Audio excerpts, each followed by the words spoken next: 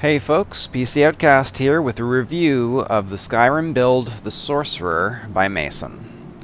So this build is a heavily armored variety of sorcerers. It's based on the Oblivion class system somewhat, except that it doesn't use shields and it does use enchanted weapons. And in fact, the build's kind of based around the idea of enchanting silver swords, because in Skyrim silver swords can't be improved at a grindstone, and they are relatively light and don't do a lot of physical damage. So you're not tempted to lean on the physical damage of the sword. Instead, all your damage, or most of your damage, comes from the enchantment on the sword, as well as destruction spells in your offhand. So the problem, of course, with silver swords is that they have the especially effective against undead enchantment, and this overrides the text display of the of whatever enchantment you have on here. I can tell you that this sword that I have right now, Mana's Flame, I've been using through the Let's Become that I played through of this build, and it does 52 points of fire damage and 42 points of magicka absorb. Which I found pretty effective again in most situations. So it doesn't do a lot of damage, but it keeps my magicka up so that I can cast fireball or healing spells or whatever. So instead of using a silver sword to show you the extent that this build can go to, I'm going to use a iron sword, which has fairly similar stats. So I've got the Chaos Damage enchantment from Solstheim. I disenchanted the Champion's Cudgel, which you get if you follow the quest that you get leading right out of Raven Rock. That weapon, or that enchantment, has a 50% chance for each element of fire, frost, and shock. So this sword is pretty much the most powerful that you can get without doing the Fortify restoration loop and just enchanting things into ridiculous levels.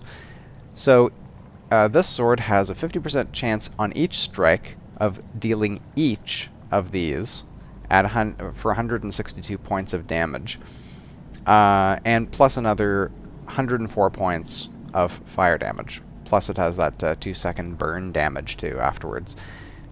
So this has a small chance, this enchantment has a small chance of not activating on each strike, and it has a small chance of all three activating for 162 points times 3. Plus you get this. But that's not all. Then you can also take a Fortify Destruction Potion, and that increases it to 360 points of damage on each of these, plus 230 points. Oh, sorry, wrong. 283 points. I'm going to show you the Stalrim sword in a minute. 283 points of each of those and 183 of fire. So this is pretty much like if you enchanted this onto a silver sword, it would have another 20 points of bonus damage against undead, plus all this fire damage and fire, frost, and shock as well. So, like I said, there's a small chance of none of them activating, and there's a small chance of all of them activating, and the rest of the strikes, it's somewhere in between. You're most likely to get 1 or 2 of those activating on each strike. Now, if you want to take it a step further, you can go to Stalrim. Stalrim swords have another 25% bonus on frost, and because the chaos damage has frost included, it ups the damage on all 3 of them. So it now goes to 360 points, plus this, I put frost on this as well, which does another 230 points of damage. And remember that this is with the Fortify Destruction Potion activated. Without that that potion on, it'll do less. And speaking of the Destruction Potion, so 75% stronger destruction spells is the maximum that you can get without doing any glitches. This is basically alchemy at 100 with all the perks to enhance it, but no Fortify Alchemy. I didn't bother going over the top with like Fortify Alchemy potions. I mean, Fortify Alchemy enchantments, making a stronger enchantment potion, so they would make my enchantments stronger, and then also take... you can easily get this to 150 or higher, which will do, obviously, twice as much damage again. I think it works. It comes out to like ridiculous numbers on a Stalrim weapon. Okay, so let's try this out. I guess I'll start with this one. Let's get some light on the subject. We're in Shimmer Mist Cave.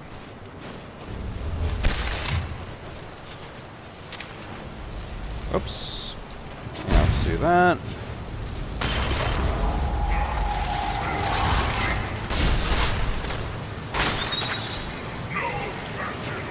Oh, right. I was doing this on Master.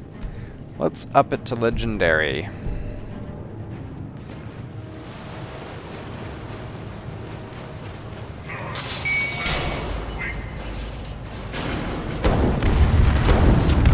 Oh, that's another nice thing about that Fortify potion. It ups Fireball to 105 points of damage instead of normally 60, I believe.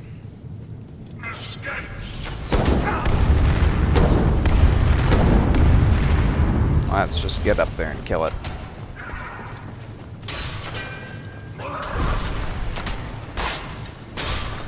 And it's done. Yeah, no match at all.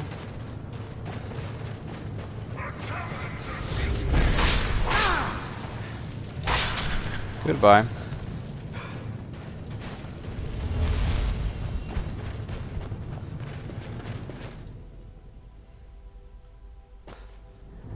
Another thing about this build, so with the full set of steel plate armor without any like no smithing done to it or at all, plus the Lordstone and Ebony Flesh, I have 457 armor rating, which is, not bad at all. Another thing you can do, which I've brought along with me, is a Fortify Alteration potion, which makes your flesh spells last 60% longer. I didn't make Conjuration ones, but you can do that too, and so your summons will last longer as well.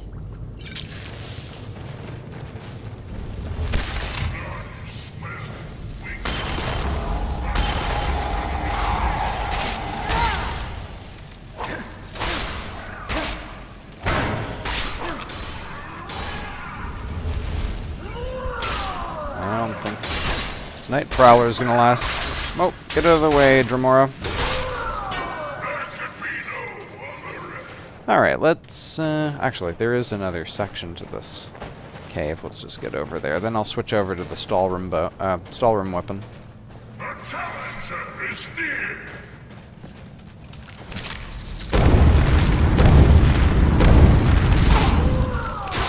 Oh, and as you can see, you still can die. Especially against those chorus hunters.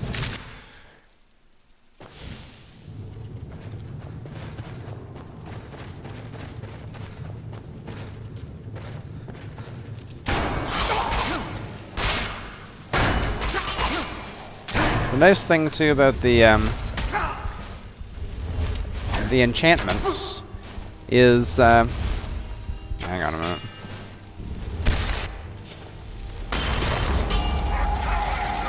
Weapon enchantment is not blockable.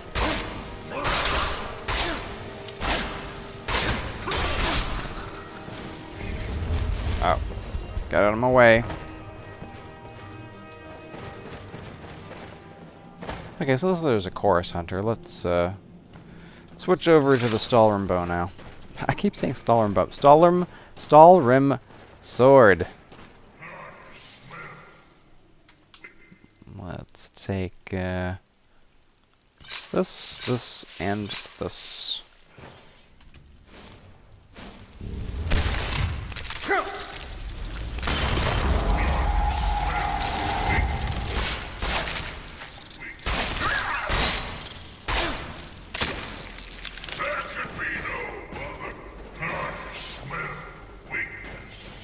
do.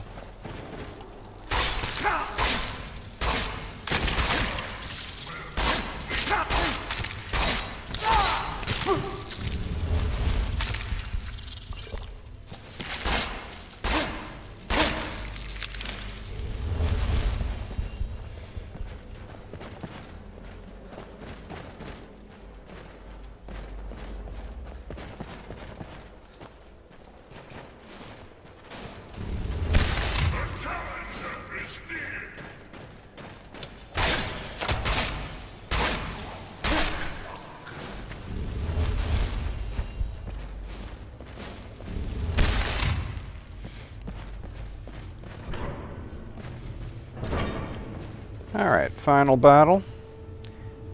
Let's do it all again.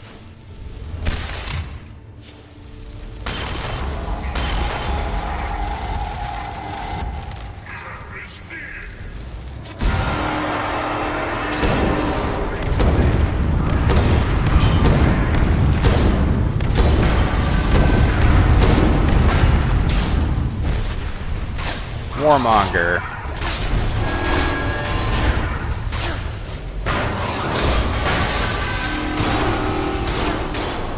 Are these, immune?